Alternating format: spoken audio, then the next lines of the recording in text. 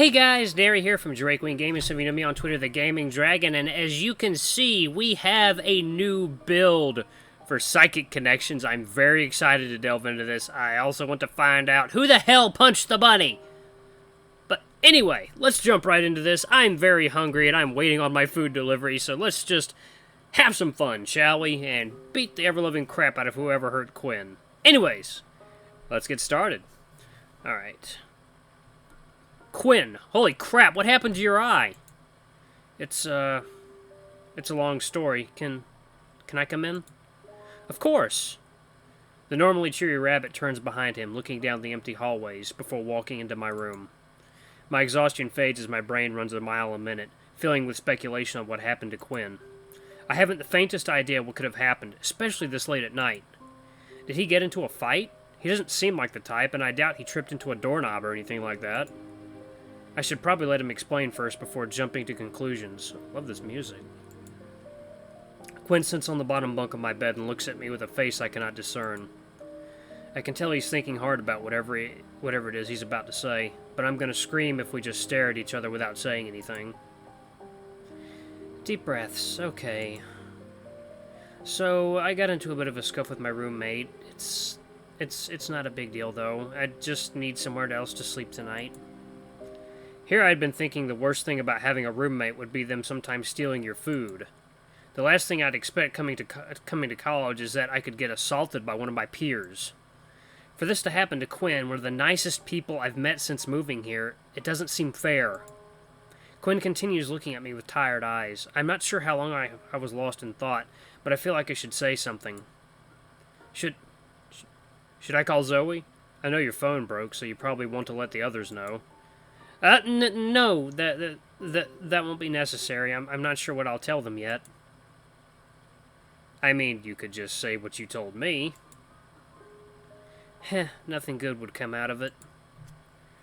You haven't known the others very long, and I know it might not seem like it with how we act sometimes. But the others tend to baby me at times.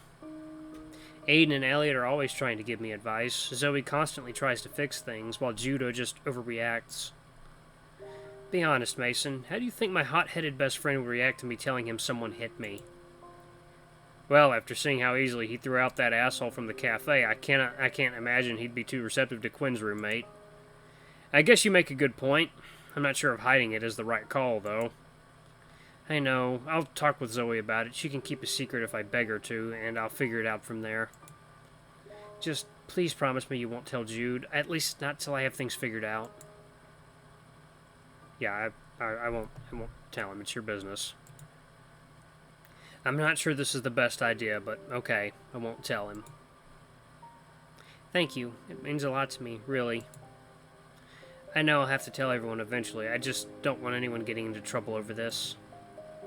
He seems pretty relieved about this, but I'm sure if we just explain things properly, the others wouldn't overreact. Oh no, Jude would absolutely knock a motherfucker out. Then again, I've only known everyone for a few days. Maybe I'm giving them too much credit. If I'm being honest, a small part of me wants to sock Quinn's roommate in the eye myself. I've only known him a few days. I can only imagine what someone who's known him for years might feel like doing about this. Yep. The roommate can wait, though. For now, we've got to address the elephant in the room. So, what now, then? Obviously, you can't go back to your room. Well, I was sort of hoping I could stay here for the night. You don't have to say yes or anything. I just figured since you don't have a roommate and we're both... Of course you can stay. Quinn's face lights up momentarily before pulling me into a tight hug, his face nuzzling against my neck. I didn't even think about it. The words just slipped out. Are you sure you don't want to borrow my phone? I figured there might be more people you want to talk to. Honestly, I'm just really tired. I might take you up on that to call Zoe tomorrow, though. Okay, well, is there anything you need? I can... Please, don't. I just really need to get some sleep, okay? My mouth hangs open for a moment, but I realize what Quinn really needs is a bit of space. We're both still strangers, even if he wants us to become closer. He came to me only because I didn't have a roommate. He also did just say the others tend to baby him, so why am I doing the same? Sure thing. We'll talk tomorrow, yeah? Quinn doesn't say anything else before slowly crawling into the bottom bunk. I release the tension that had been building up inside of me for a moment. The knot loosens and I feel myself calming down. Slowly crawling up into the top bunk, I notice Quinn shaking slightly in his bed, his white fur quivering in the glow from the window. Part of me wants to move back down and just give him a hug, let him know that I care and that it's going to be just fine. He wants his space, though, I'm sure of it, and I should respect that. Creeping back into my sheets, my head finds its way into my pillow, and I let my eyes drift close. There we go. I continue to feel restless throughout the night. My thoughts keep drifting to everything that's happened. I'm definitely not going to get a good night's sleep, especially if I have to get up for that god-awful class that I thought was today. I think I'll log into the school's website tomorrow and submit my intention to drop out of the course. If I'm lucky, I might be able to switch to something else. Otherwise, I'll have to take on a tougher schedule next semester. Before I know it, my alarm begins buzzing, and I find the morning sun bleeding through my window. I drag myself out of my bed and look down to the bunk below me. Quinn is still there, sleeping soundly. I'm not sure why, but I half expected him to be gone. I've got no idea how long he'll be staying, but I feel better about him being here than rooming up with some asshole who hits him. I have to get going to class soon, though. Should I wake him up before I go? He looks like he's sleeping so peacefully. No, I'm gonna let him sleep. No, he looks too peaceful like that. I hate to disturb him, especially after such an awful night. I'm sure he'll know I left for class, and there's a reasonable chance he'll still be here when I get back. If he's still here, I'll have at least an hour to check in with him and figure out the plan before I hang out with none? What is that? I'm getting ahead of myself, though. I need to get going to class before I get too lost in my own head. Moving on to campus, I find myself still thinking about this whole Quinn situation. Did I seriously agree to not tell anyone about this? It's not like I'm going to be able to claim plausible deniability if someone figures out he's sleeping in my room. It's only a matter of time before the others figure out about this, and I have no idea how things will even be resolved. When I first came here, I had no idea I'd be caught up in anything so dramatic. I'm still not sure I even should be involved. Despite what Zoe has said, I don't exactly have proof that I'm psychic like the others. I haven't exactly moved anything with my mind or read anyone's thoughts lately. Hey, watch it! Oh, hey Jude, sorry about that. Don't worry about it. Alright then. The two of us just look at one another before an awkward silence settles in. Why am I suddenly struggling to think of what to say? I keep half expecting him to say something, but he just keeps staring back at me. Maybe I should just say bye and head to class before things get too... Why are you spacing out? Huh? What do you mean? Well, I was calling out to you and you didn't seem to even notice me until you walked right into me. It was a little funny until now. You've been staring blankly at me like I caught you stealing something. Right. Sorry, just a lot on my mind. Do you need to talk to someone? What? Well, you've been listening to me, and I figure I'd return the favor. I could tell Jude about Quinn, but I'm not exactly sure how I'd bring that up, and Quinn did ask me not to. It's not a big deal, really, just didn't get enough sleep. Jude looks at me with an expression of what I can only assume is doubt. I can't imagine I sound too convincing. What are you doing on campus anyway, Jude? I'm meeting with Zoe to indulge her meddling, like always. Meddling? She probably wants to talk to me about Aiden. That makes sense. Zoe seems to mediate to the whole group, so of course she tried to fix the big fight from yesterday. How are you feeling after all of that anyway? Fine. Just fine? How am I supposed to feel? I don't know. I just thought you'd still be mad or something. Of course I'm still pissed, but it's not like it's anything new with that mutt. Anyway, I'm not really looking to have this conversation too many times today. Right, sorry. I guess I should get going to class too anyway. Alright, figure I'll meet up with you after. You did say you'd come work out with me. I did say that. Are we meeting up at the gym? Nah, it's warmer today. I'm thinking we go for a run around campus, get the blood pumping. The prospect of running around campus doesn't particularly excite me, but I suppose it makes sense. If you say so, I'll meet you around here then. The two of us go our separate ways, and I continue onward towards my class. Make a quick save. Once in the classroom, I take a seat next to a familiar face. I'm not positive where I know him from, but I swear I've seen him from somewhere. Is it going to be Dan? I open my mouth to introduce myself, but I'm stopped by a vibration in my pocket. Checking my phone, I see that Elliot is texting me. Hey Mason, sorry to bother you. I'm hoping to ask you something. Right, ask away. Trying a new recipe and was hoping to test it with you. Would that be okay? Sure, that sounds great.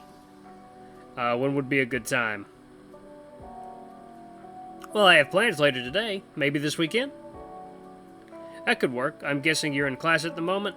I am. What subject is it? History. Do you like history? Do you? Turning the question around on me is very rude. You first. I guess I don't really see the point. Learning about the past and learning from the mistakes of our predecessors makes sense. I don't feel like we need to know everything that ever happened just to keep ourselves from repeating. That's fair. However, I think there's a lot to be learned from the past. There's so many things you likely wouldn't do if you already knew they were bad ideas. Anyway, I have to get back to work. Alright, Elliot. Take care. That conversation could not have ended at a better time. I noticed the instructor walk in just as I put my phone back into my pocket. For the next couple of hours, I do my best to let my problems fade to the back of my mind while listening to a boring lecture. I can't help but groan once the class ends. It's the first day and I already have an assignment I'm not excited to start. I don't know how I'm going to stretch any of the colonial battles across a 5-page essay, but I'll have to find a way. With no idea how I'll write anything noteworthy by next week, I drag myself out of the classroom and walk to the dorms. Passing the club fair on my way to the dorms...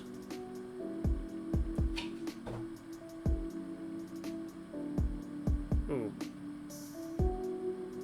Oh, 1 second, sorry, cats were getting into a bit of a tiff.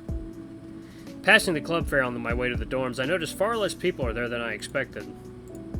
Some of the tables seem like they're actually in disrepair, and there's a large red stain on the sidewalk. Oh, shit. I do recognize a familiar face with a very stern expression overlooking the scene.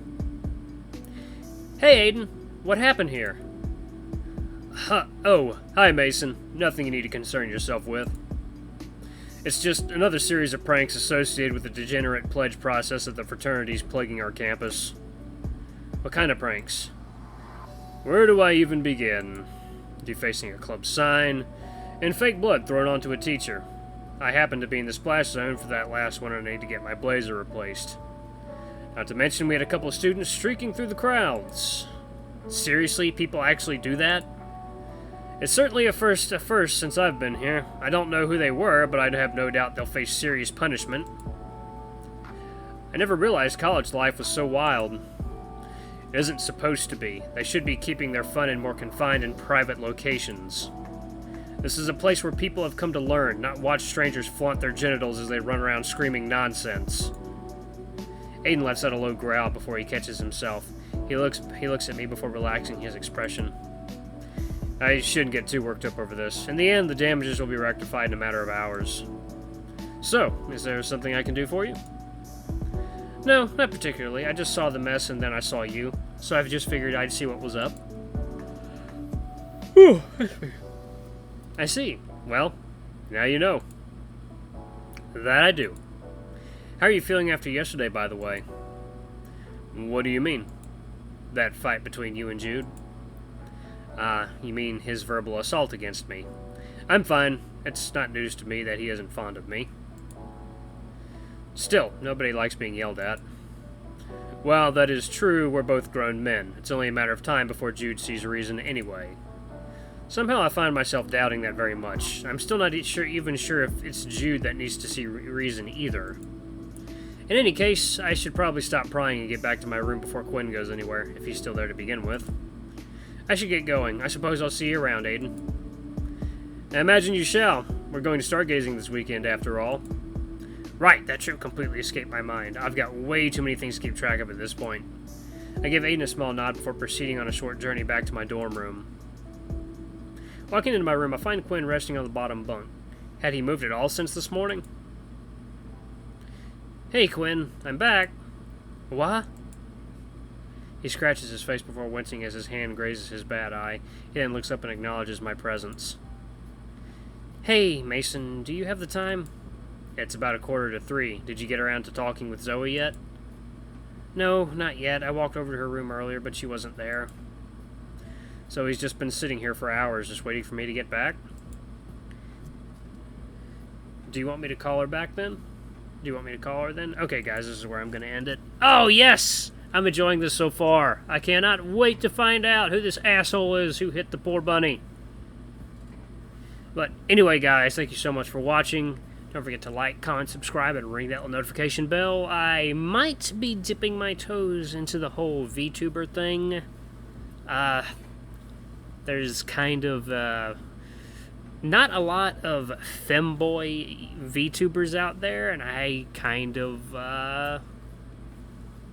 want a piece of that niche.